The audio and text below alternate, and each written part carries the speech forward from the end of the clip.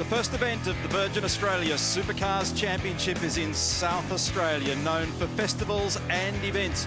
World-famous wine regions, restaurants, bars and beaches, gourmet food and wine, iconic destinations like the Flinders Ranges, the Outback, Kangaroo Island, surf with crystal clear swells, and we are in Adelaide, the capital.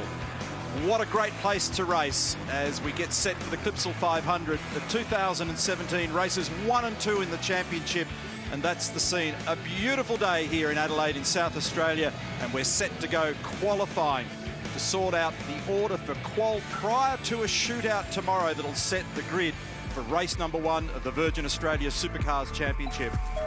On the Virgin Australia destination board, let's have a look at where we'll race this weekend.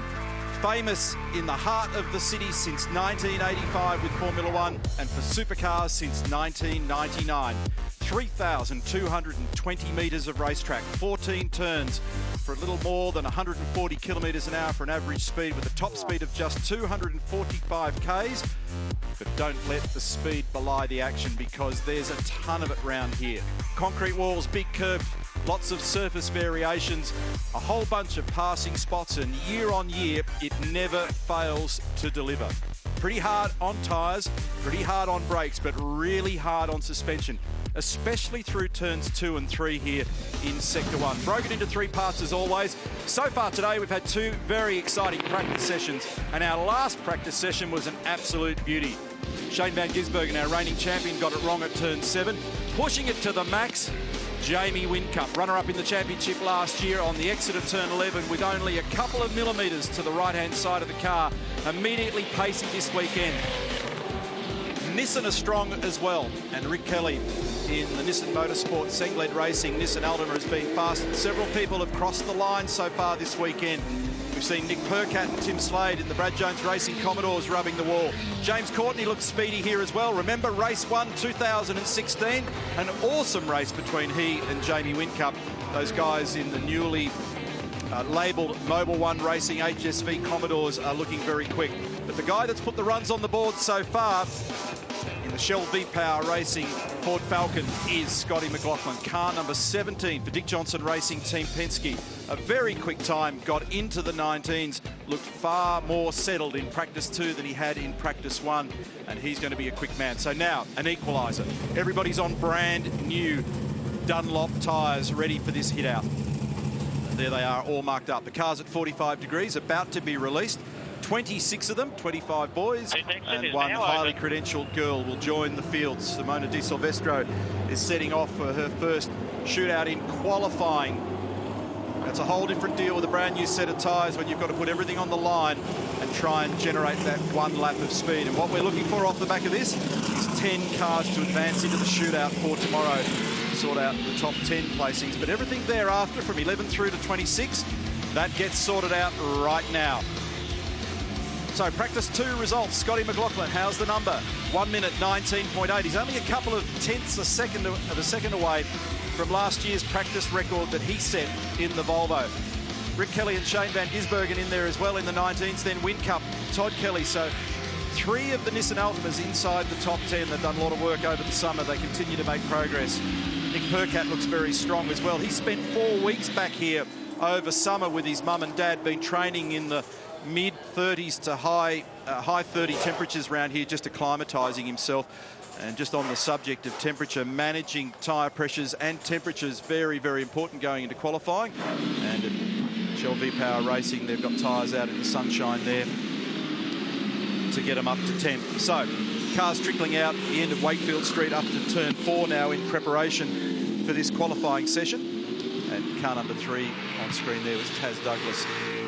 A last-minute call-up for Lucas Dumbrell Motorsport. Everybody's got to try and find a gap in proceedings here. You would think that it'd be relatively easy on a 14-turn track with 3,220 metres, but it's not as simple as it sounds. The unwritten code here is that when headlights are on, I'm on my Q lap. Please give me some space. And what we're going to see here is rapid-fire action. It's a 20-minute session in total. Form guide so far, McLaughlin with a margin of 8/100ths of a second over Kelly and Shane Van Gisbergen. A lot of changes being made up and down the pit lane as everybody explores the the performance in their cars. And this is the Techno Woodstock entry of Will Davison coming in. He wasn't totally happy with this car on the run into some of the slower corners in particular. Just in those first two practice sessions, felt the car was just a little bit unstable and clumsy in braking, wandering around in the rear too much for him, which then, because it was unstable in the rear, made the front brakes locking up. Remember, he's got a new engineer this year as well in Campbell Little, so there's a little bit of acclimatisation going on there as well. And there's quite an array of strategies currently, as we see at the start of this qualifying session, guys. A few teams have elected to go straight out on a green set of tyres. Both the HRT cars did that, and as did Garth Tander from this end of the pit lane. There's people that have 3 sets of tyres ready to go. There's those that have 2. So we'll keep an eye on what's going on. A lot of guys, a lot of drivers out there at the moment on used tyres, getting a warm-up, getting a feel for those cars on how they ended practice 2. Some are going and having a shot at putting a lap time down straight away. Some of them choosing to use their warm-up tyres and others just getting straight onto it. Shane van Gisbergen is on screen. Fiddled with the car extensively in practice 1 if you missed our coverage earlier in the day, but has slowly but surely been dragging it into the performance window as I'm joined by my colleague Mark Skate for our first qualifying whack of 2017. We won't determine a pole position off the back of this, but I remind you, we had 12 different drivers, including Paul Dumbrell last year, because 2 contributed to the Sandown pole. 12 different drivers in 26 that actually earned a pole position last year. Welcome this afternoon, Scapey. Should be a great session, this one. I'm looking forward to it, Neil. And Scott McLaughlin, obviously the benchmark from practice 2, but there was only 1/10 of a second between McLaughlin, Rick Kelly and Shane van Gisbergen, all in the 19s. So this will be very tough, remembering everyone's pioneering on the new tyre. It's hotter than practice 2 significantly. The track temperature is up, and more sunlight means more UV, and a significant track change as a consequence of that. It actually brings the grip level down. Drivers will be complaining about entry understeer, exit oversteer, lower grip level. So van Gisbergen, who's put the first benchmark time down of a 20.45, followed by Slade, Courtney, now Caruso up into 4th. Watching Scott Pye here in the Mobil 1 HSV Racing Commodore in the run into turn 9. Asked him a little earlier in the garage, what's it like? He said it's really different. Everything about this car is different. He came out of the Dick Johnson Racing Team Penske cars last year. Fitness is good. Did a fair bit of landscaping over the summer for his sister. That was a way to train. He's moved to Melbourne. He's been spending a lot of time down at the shop just trying to understand who all the people are and understand the setups of the car. And he got off to a very strong start in practice. 1 minute 20.4 is the opening account for Shane van Gisbergen. There's his teammate James Courtney. Will Davison in the foreground. And Scott Pye just triggered a curb hop there, and so did Lee Holdsworth on this lap. Courtney just getting out of the way on the slow side of the road at turn 4 off the racing line. So everybody comes in now. 14.5 minutes remaining in qualifying. So I think when Greg Murphy was talking about who's going to use 2 sets and who's going to use 3 sets, it's probably really a mixture of the guys who know they won't make the top 10, because out of this, obviously, there's provisional pole position before the shootout tomorrow. And the way that that rolls out is if you don't think you're going to make it in, you might as well chuck the tyres at it. The other thing is also, when you're at the other end of pit lane, it does impact on the amount of runs that you will be able to have based on the time frame. Oh, he was very wide then, van Gisbergen. 28 tyres in total, 7 sets, but there's a handbag set at the end of Friday as well to manage for the weekend.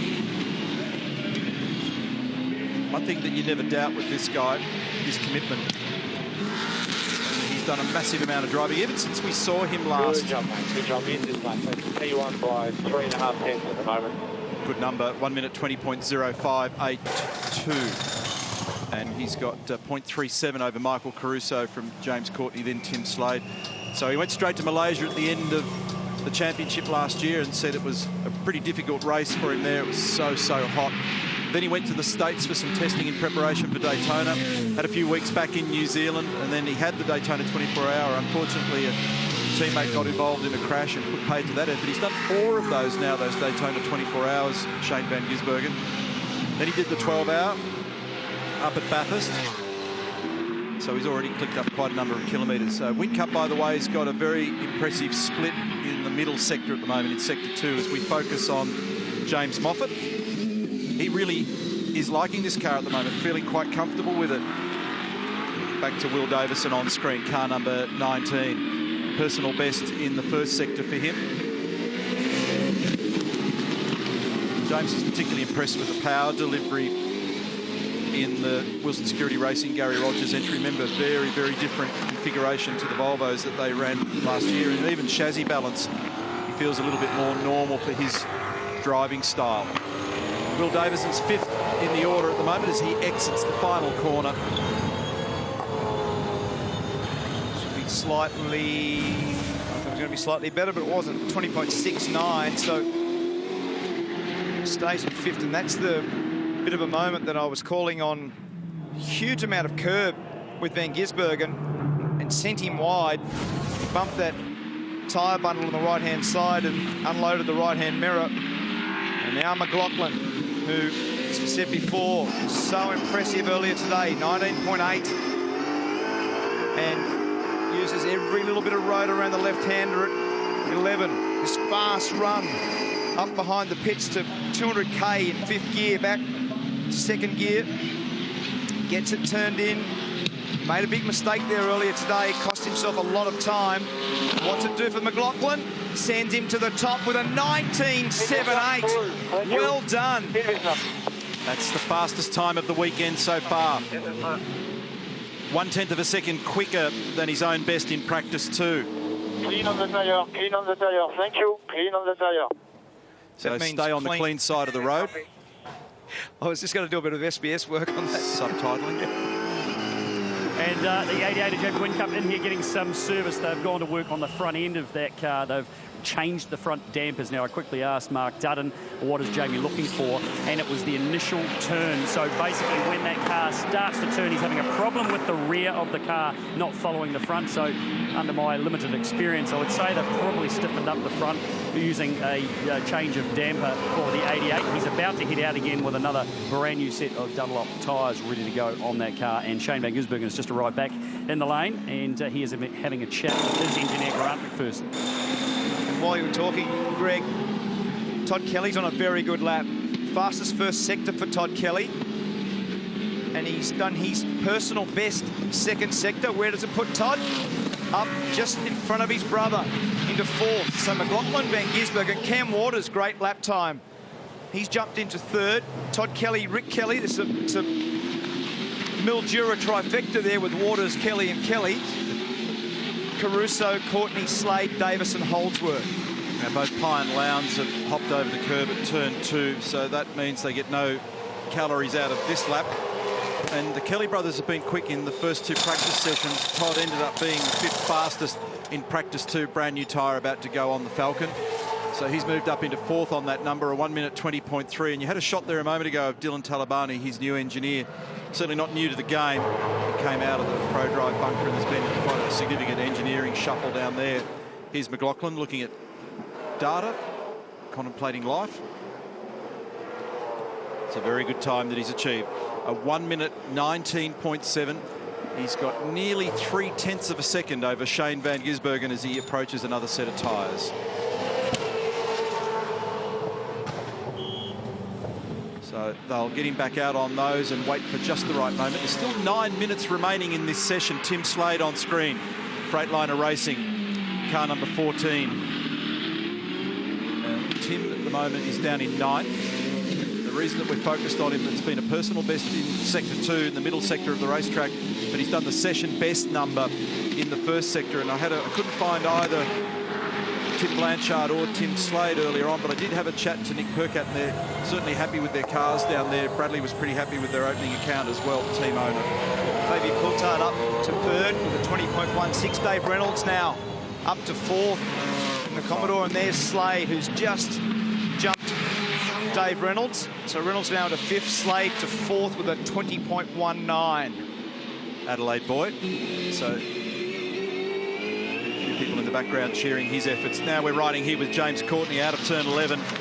James looks very quick as well. Percat, meantime, jumped up into 3rd spot. He's moved up 19 positions with 8 minutes remaining in the session. Courtney out of the final corner is in 13th at the moment, but the fastest time we've seen in Sector 2 for him. He'll jump up into position number 2 on those numbers. One of 2 drivers now in the 19s. Continues his Great Adelaide form and street circuits. That's a very impressive lap from James. He was a little untidy earlier today. He outbraked himself at 9. He ran wide there a couple of times with rear locking. He was finding it difficult to get the car stopped. This is Todd Kelly. I just saw some smoke coming off that car when he finished that lap, when he did the 20.3, which at that time put him into 4th. He's now down in 11th. Scott Pye has now gone into 10th. But Courtney's lap for qualifying with a 19.86 was a very accurate, really well executed lap. Used every little bit of road, and Courtney, who, as Neil said before, has superb form here. Paul Scalzo on screen, engineering inside the bunker at Brad Jones Racing, looking after Nick Percat. And Nick currently in 4th position, just coming into the lane, so we're tracking overhead on the fly cam there. So it's gone a little quiet out there at the moment as they now regroup for the final hit. And is that right rear door open for David Reynolds? And I spent a few moments with David down in the garage in between sessions as well. And here's Scott Pye, turn 1. And that's as close as you dare. Beautiful. That was beautifully executed, wasn't it? He was right on it. And David's car looks fantastic. They've done a nice job. It's a brand new car, the David Reynolds car. In fact, with the body on that car, everything other than the exterior panels, they just glossed the body rather than paint it. They saved 5 kilos in the process, and they were managed to build that car underweight so they could then distribute weight where they wanted it. They've done a really nice job engineering it. So Whincup's on standby here, ready to go out for his last hit out in quali. Big heat haze in Adelaide as we look back down the pit straight. Majority of the cars are actually in the lane at the moment. Clock's gone 5 minutes and 40 seconds counting down in preparation to the final hit. Remember, they're aiming to get into the top 10. Everybody beyond that has their grid position sorted for race 1 tomorrow. Crompo, he was smiling at the end of practice today, but he was down in 22nd on the combined times. Craig Lowndes right now is up to 15th. He's found a gain, but only 3/10 relative to his pace in practice. They are repressuring front tyres here, giving them 1 pound extra. He wants more compliance from the front of the car earlier in the lap here. So now we're starting to see some action. Thanks for the update, Greg Rust. Greg Murphy's working hard down there as well, together with Rihanna Crean, our team in the pit lane, in the pit paddock through the weekend, keeping you up to speed. So find a gap and go for it now. 4 minutes and 51 seconds remaining. It'll be a real traffic jam here. Jason Bright in the Mega Bulk Fuels Ford Falcon backing out into the lane. Car number 56. There are a lot of new combinations. If you didn't catch practice earlier in the day, the best part of half the field represent new driver-engineer combinations. A huge variation in war paint year on year. And this is Taz Douglas giving those tyres at turn 1 a fair belting. But this is a Lucas Dumbrell Motorsport entry. And his teammate is car number 62, Alex Rouleau, the youngest driver in the field. So, what do you reckon? A bit of driver stuff. A bit of driver stuff now. Scott McLaughlin. No time to fiddle. Now it's drive it. Press on. Unbelievable tension involved in that process. 2 40-minute sessions and then bang, pull the trigger, go out and do your qualifying stuff. So 90 odd days to contemplate it. Lots of enthusiasm. Everybody gets renewed, reinvigorated. They make all the changes they can make and they arm up, and they've all been pointing at what is now the Red Bull Holden Racing team, trying to figure out how they're going to topple them off the spot that they earned last year, the top spot once again. And huge efforts up and down the pit lane, big investments, massive amount of hours involved, and out they roll now. See what they've got. And the pressure is on Whincup, who's 22nd. So with 3.5 minutes remaining, Jamie Whincup, the benchmark operator at this place, is 22nd. And a change in the session. So within this session, we've actually seen him come in and make an alteration to the front of the car. So they either went out with an alternative to do a verification run and now plucked it out and gone back to what they had, or the opposite applies. They've gone, it's not good enough, let's keep chasing. That's the sort of stuff that we never get to find out. That's IP that belongs to them. We're riding with him here through turns 1, 2 and 3 on the ragged limit through the chicane. Big bumpy braking area into 4. This is the benefit of being second in the pit lane now, because you get to chase Van Gisbergen. It was the opposite way last year. I said many times through the course of the year, there's Van Gisbergen who sees it and give it away. So there's the gamesmanship. He knew that Whincup was catching him. He didn't want to bait him along. So that was also a gamesmanship play by Van Gisbergen, responding to Whincup going at him. What's the first sector? 28.04. 2 tenths away from Slade. Moffat, Bright, Rouleau, all with curb hops at turn 2 on this lap. So the benchmark, Tim Slade, that you mentioned in that first sector, was a 27.8. In fact, McLaughlin's now done something better, just as I spoke, a 27.82. So like you said a few moments ago, McLaughlin's the one to keep an eye on here. Big engineering effort. Shell V-Power Racing over the summer period. Rick Kelly's on a great lap. He's on a very, very good lap. This might put Rick Kelly to the top. Scott Pye joins the curb hopping club there across the top of the markers at turn 2 as well. Whincup goes up to position number 3.